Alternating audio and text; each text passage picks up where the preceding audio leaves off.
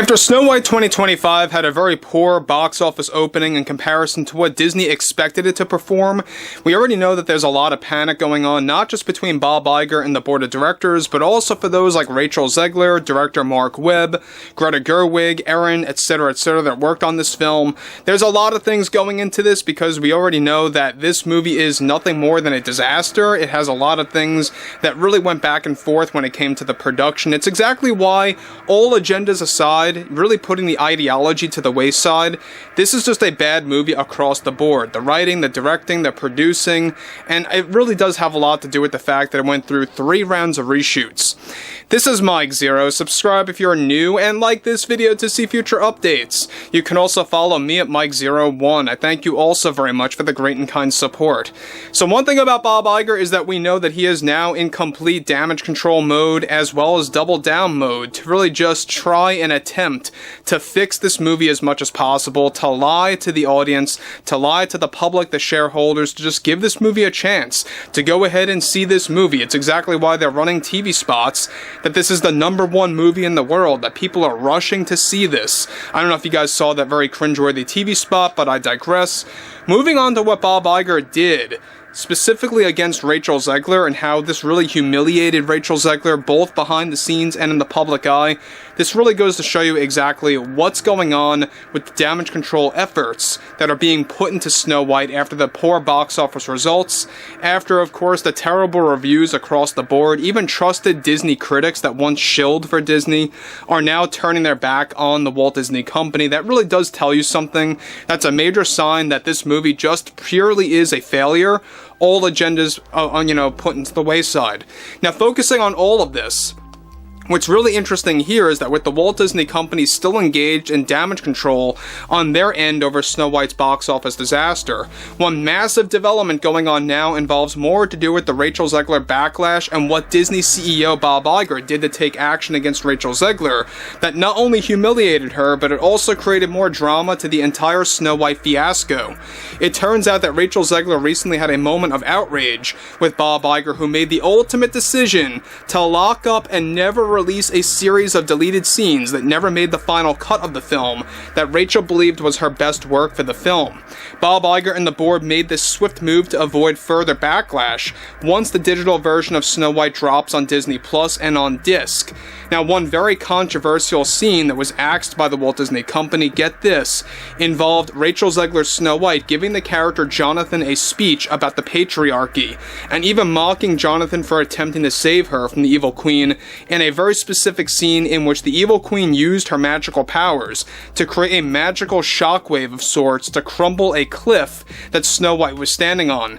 This led to a moment where Snow White is hanging on for her life, where Jonathan put out his hand to save her, and she refuses to accept Jonathan's help, and in typical Mary Sue fashion, Rachel gains the strength out of nowhere by climbing up the cliff to save herself, providing a line of dialogue to Jonathan that went as, "See, I can take care of myself." Now, these two very controversial scenes were locked up in the vault by Bob Iger, and Rachel was reportedly very furious over this sequence getting cut and how it will never be included on the digital edition. Now, like I've said before, this was done during the second round of reshoots, which hence is why there's a lot of moments where you have a lot of continuity errors in this film, where everything just seems all out of whack and out of place.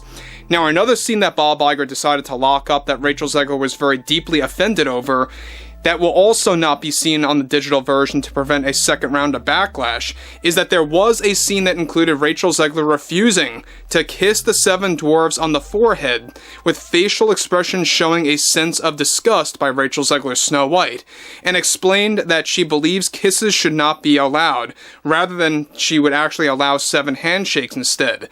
The scene included Snow White refusing to kiss the 7 dwarves, and instead gave them handshakes.